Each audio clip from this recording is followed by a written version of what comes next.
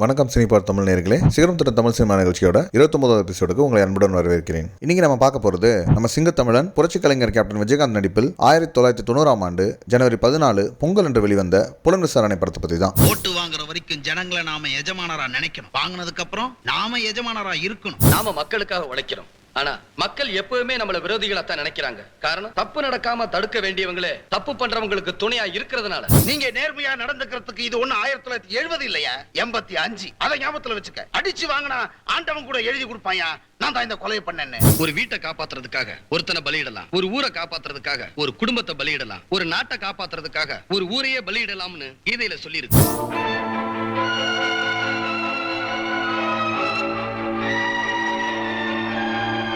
நீ பாட்டுக்கு தங்கச்சி ஆட்டோ டிரைவர் கடத்திட்டு போயிட்டான்னு கம்ப்ளைண்ட் கொடுத்துட்டேன். இவங்க என்னடா என்ன ஆட்டோ ஓட்டுறன்னு பூரா விட்டு கொடைய ஆரம்பிச்சிட்டான். பெரிய தொல்லையா போச்சு அவங்களோட.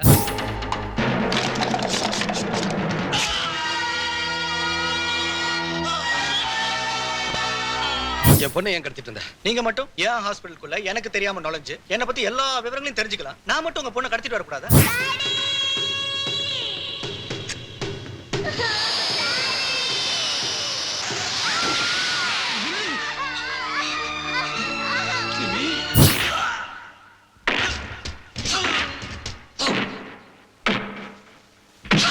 தமிழ்ல எத்தனையோ படங்கள் வந்தாலும் ஒரு சில படங்கள் மட்டும்தான் தமிழ் சினிமாவின் தரத்தை அடுத்த லெவலுக்கு எடுத்துட்டு போயிருக்கு. அப்படி தமிழ் சினிமாவை திரும்பி பார்க்க வச்ச ஒரு திரைப்படம் தாங்க கேப்டன் நடிச்சு வெளிவந்த புலன் விசாரணை. அந்த வருஷத்தோட மிகப்பெரிய பிளாக் பஸ்டரா மட்டும் இல்லாம அதிக வசூல் சாதனை படைச்ச படமும் இந்த புலன் விசாரணை தான். சவுத் இந்தியா லெவல்ல இந்த படத்தோட பிரம்மாண்ட வெற்றியை பார்த்து பாலிவுட் வட்டாரமும் கொஞ்சம் ஆட்டம் கண்டுச்சுன்னு தாங்க சொல்லணும். அதனாலேயே ராவன் ராஜ்ங்கிற பேர்ல அன்றைய பாலிவுட் சூப்பர் ஸ்டார் மிதுன் சக்கரவர்த்தி வச்சு இந்த படத்தை ஹிந்திலையும் ரீமேக் பண்ணினாங்க. இந்த படத்தோட பிரம்மாண்ட வெற்றிக்கு முதல் காரணம் டைரக்டர் ஆர்.கே. செல்வமணி தாங்க. இது திரு ஆர்.கே. செல்வமணி அவர்களுக்கு முதல் படம். இது இவருடைய முதல் படம் அன்றைய காலகட்டத்தில் யாருமே நம்பல. அந்த அளவுக்கு இருந்தது இந்த படத்தோட மேக்கிங். இந்த படம் வெளிவரதுக்குள்ள அவ்வளவு தடைகளையும் பிரச்சனைகளையும் சந்திச்சிருக்காரு ஆர்.கே. செல்வமணி. ஒரு கட்டத்தில் கேப்டனுக்கும் செல்வமணி அவர்களுக்கும் இடையே கூட மனக்கசப்பு ஏற்பட 6 மாசம் கேட்ட ஷூட்டிங்கும் ஸ்டாப் பண்ணிட்டாங்க. இந்த படத்துக்கு முன்னாடி கேப்டனுக்கு ஒரு சில படங்கள் தோல்வி அடைய ஏதோ வித்தியாசமா எடுக்கிறங்கிற பேர்ல ரொம்ப நாளா எடுத்துக்கிட்டே இருக்கானே, இதுவும் தனக்கு தோல்வி படமா தான் அமையும் போலன்னு முடிவுக்கு வந்துட்டாராம் கேப்டன். இந்த படம் தோல்வி அடைஞ்சாலும் நான் நடிச்சுக்கிட்டே தான் இருப்பேன், ஆனா நீ காணாம போயிடுவ, அதனால எது சரியோ அதை பார்த்து பண்ணுன்னு செல்வமணி கிட்ட சொல்லியிருக்காரு கேப்டன். இதுல என்ன வேடிக்கைனா, இந்த படம் ரிலீஸ் முடிஞ்ச உடனே கேப்டனோட கல்யாணம் வச்சுக்கலாம்னு ஃபிக்ஸ் பண்ணிட்டாங்களாம். இந்த படம் எப்படியாவது வெற்றி அடையணும், தோல்வி படத்தோட கல்யாணம் நடந்தா வருத்தமா இருக்கும்னு மீண்டும் திரு செல்வமணி கிட்ட பேசியிருக்காரு கேப்டன். ஜனவரி 14 அன்று படம் வெளிவந்து பிரம்மாண்ட வெற்றி அடைஞ்சதும் ஜனவரி 30 தனது கல்யாண மேடையில இந்த படத்தோட வெற்றியை தனக்கு கல்யாண பரிசா கொடுத்திருக்க ஆர்.கே. செல்வமணின்னு எல்லாரும் முன்னாடியும் செல்வமணி அவர்களை பாராட்டியிருக்காரு கேப்டன். புலன் விசாரணை படம், அதுக்கு முன்னாடி சாரோட படம் ஒரு 5-6 படம் சரியா போல உடனே அவர் எங்கிட்ட சொல்றாரு, செல்வமணி எனக்கு இதுக்கு முன்னாடியே 11 படம் ஃபிளாப், இது ஃபிளாப் ஆச்சுன்னா 12வது படம், ஆனாலும் இன்னும் 9 படம் எனக்கு இருக்கு, நான் இன்னும் நடிச்சுட்டே இருப்பேன், ஆனா இந்த படம் ஃபிளாப் ஆச்சுன்னா இதோட நீ வீட்டுக்கு போயிடணும், ஆனா எது சரியோ அதை பண்ணு. படம் முடிக்கிறதுக்கு முன்னாடி சொல்றாரு, படம் ரிலீஸ் பொங்கல் ரிலீஸ் படம், அப்போ ஜனவரி 30 தான் கல்யாணம்னு நினைக்கிறேன். முடிக்கும் போது சொன்னாரு, செல்வமணி இந்த படம் ஓடணும்னு செல்வமணினாரு. என்ன சார் நீ தான் சொன்னீங்களேன்னு. இல்லைல்லப்பா, முன்னாடிலாம் படம் ஓடலன்னா பரவாயில்ல, ஆனால் எனக்கு கல்யாணம் நடக்கும் போது இந்த படம் ஒன்றா எல்லாரும் இது போல ஒரு சந்தோஷமா இருக்கும், ஓடலன்னா அது சரியா இருக்காது பண்ணார். கடவுள் புண்ணியத்தில் படம் மிகப்பெரிய வெற்றி, தமிழ்நாடு மட்டும் இல்லை சவுத் இந்தியா முழுக்க அந்த படம் மிகப்பெரிய வெற்றி கலக்குன்னு கலக்கிட்டு இருக்கு.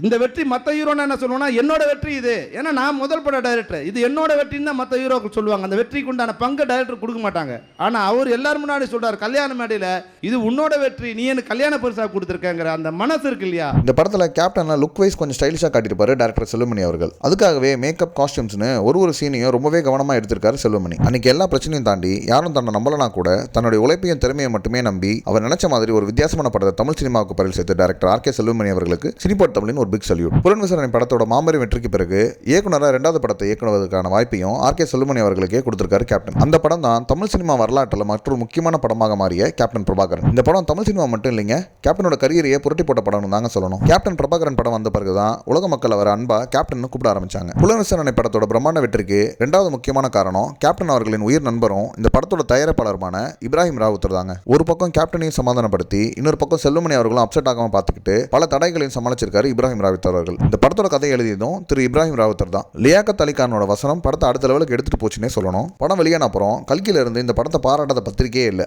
இதுக்கு ஒரு முக்கியமான முதல் காரணம் வலுவான திரைக்கதை தாங்க. படத்தோட திரைக்கதை எழுதியதும் டைரக்டர் ஆர்.கே. செல்வமணி அவர்கள் தான். தமிழ்நாட்டில் நடந்த உண்மை சம்பவத்தை மையமா கொண்டு தான் இந்த படத்தோட கதை எழுதப்பட்டது என்பது குறிப்பிடத்தக்கது. சென்னையில் வாழ்ந்த ஆட்டோ சங்கர்ங்கிற சீரியல் கில்லரை இன்ஸ்பயர் பண்ணி தான் புலன் விசாரணை எடுக்கப்பட்டது. இது ஒரு கிரைம் கிரைம் த்ரில்லர்னால படம் ஆரம்பிச்சு முடிகிற வரைக்கும் ரொம்பவே விறுவிறுப்பாக இருக்கும். தமிழ் சினிமாவோட வழக்கமான பாணியிலிருந்து மாறுபட்டு தேவையில்லாத ஸ்டண்ட், சாங்ஸ், ரொமான்ஸ்னு எதுவுமே படத்தில் இருக்காது. படத்தில் ஹீரோயின் இன்ட்ரடக்ஷனே 1.5 மணி நேரத்துக்கு அப்புறம் தான் வரும். பில்டிங் அடிச்சு பிணங்களை வெளியெடுக்கிற சீன்லாம் படம் பார்க்குறவங்கள பதற வச்சதுன்னே சொல்லலாம். படத்தில் வர கேப்டனோட டோனிங்கிற நாய் அவருக்கு உதவி பண்ணுற சீன்ல இருந்து அது இறந்து போகிற சீன் வரைக்கும் மக்கள் மனசுலேயே நீங்காமல் நினைச்சிருந்தாங்க சொல்லணும். படத்தோட இன்னொரு மிகப்பெரிய ஹைலைட் கிளைமேக்ஸ் ஃபைட். கேப்டனாலே சண்டை காட்சிகள் தான் மக்கள் எதிர்பார்ப்பாங்க. இந்த படத்தோட கிளைமேக்ஸ் ஃபைட் அன்னைக்கு இந்திய சினிமா வட்டாரத்தில் பெருசாக பேசப்பட்டதுன்னே சொல்லணும். இந்த ஃபைட் சீக்வன்ஸ்க்காக போடப்பட்ட செட்ல இருந்து லைட்டிங் வரைக்கும் எல்லா ஃபைட் மாஸ்டர்ஸாலையும் ரொம்ப புகழ்ந்து பேசப்பட்டுச்சு. இந்த படம் தாங்க சரத்குமார் தமிழ்ல வில்லனா நடிச்ச முதல் படம். நடிகர் சரத்குமார் அவர்களுக்கு இது ஒரு கரியர் சேஞ்சிங் மூவியா இருந்துச்சு. இது அவரே பல இன்டர்வியூஸ்ல சொல்லியிருக்காரு. இந்த படத்துல ஒரு வாய்ப்புக்காக டைரக்டர் செல்வமணி கிட்ட போயிருக்காரு சரத்குமார். இவரை பார்த்துட்டு தன்னோட டீம் கிட்ட ஏதோ ரகசியமா மீசி எல்லாமே இருந்தா நல்லா இருப்பாரான்னு பேசியிருக்காரு. மதியமானதும் பசிக்குது சாப்பிட்டு வரேன்னு சொல்லி வெளியே போன சரத்குமார் திரும்ப வரும்போது தன்னோட மீசியை எடுத்துட்டு வந்து டைரக்டர் முன்னாடி நின்று நீங்க பேசினதை கேட்டேன், மீசி எல்லாமே இப்படிதான் சார் இருப்பேன்னு சொல்ல சிரித்தபடி நீ தான் அந்த படத்துக்கு வில்லன்னு சொல்லிட்டாரான் டைரக்டர் ஆர் கே செல்வமணி. நான் போய் செல்வமணியை பார்த்து பேசிட்டு இருக்கும்போது பார்த்தாரு, எல்லாம் பார்த்தாரு. அப்போ அவங்களுக்குள்ள ஒரு கிசு மாதிரி பேசிக்குவாங்களே, மீசை இல்லாமல் தான் நல்லா இருக்குமான்னு அவங்களும் பேசிக்கிறாங்க. மீசை வச்சு எப்படி வழிக்க சொல்கிறது உடனேன்னு சொல்லிட்டு அவங்க பேசிகிட்டு இருக்கும்போது லஞ்ச் டைம் கிட்ட வந்துடுச்சு. சார் நான் சாப்பிட்டு வந்துடுறேன் சார் போனேன். நேராக போன பக்கத்தில் டக்குன்னு மீசையை வலிச்சுட்டு போய் நின்றுட்டேன். சூப்பர். நான் அவங்க பேசிக்கிறது கேட்டேன். சார் மீசை எல்லாமே இப்படி தான் சார் இருப்பேன். அவர் சிரிச்சுட்டார், இப்போ பாரு நீங்கள் தான் நடிக்கிறீங்கன்றார். இந்த படத்தில் இன்னொரு முக்கியமான வில்லன் திரு ஆனந்தராஜ் அவர்கள். இவரோட கதாபாத்திரம் தான் ஆட்டோ சங்கர் மையப்படுத்தி எழுதப்பட்டது என்பது குறிப்பிடத்தக்கது. அன்றைய காலகட்டத்தில் ஆனந்தராஜ் ஸ்க்ரீனில் வந்தாலே எல்லாருக்கும் ஒரு பயம் வரும். புலன் விசாரணையிலும் சீன் பை சீன் சும்மா மிரட்டியிருப்பாரு. இந்த படத்தோட இசையமைப்பாளர் இளையராஜா அவர்கள். படத்தில் பாடல்களை விட பிஜிஎம்ல மிரட்டியிருப்பாரு இளையராஜா அவர்கள். படத்தோட ஹீரோயின் ரூபினி. இந்த படத்தில் மற்ற முக்கியமான கதாபாத்திரத்தில் நடிச்சவங்க எம்என் நம்பியார், ராதா ரவி, சிந்து, சோனியா மற்றும் செந்தில். படத்தின் cinematography Ravi Yadav, editor G Jayachandran. புலன் விசாரணை படத்தை நீங்க ஒன்றும் பார்க்கலனா கண்டிப்பா பாருங்க. மீண்டும் ஒரு நல்ல திரைப்படத்தோடு சிகரம் தொட்ட தமிழ் சினிமா நிகழ்ச்சியில் சந்திக்கலாம். இந்த தொகுப்பு உங்களுக்கு பிடிச்சிருந்தா சினிபோர்ட் தமிழ் சேனலை சப்ஸ்கிரைப் பண்ணுங்க, லைக் பண்ணுங்க, பெல் பட்டனை கிளிக் பண்ணுங்க. நன்றி, வணக்கம்.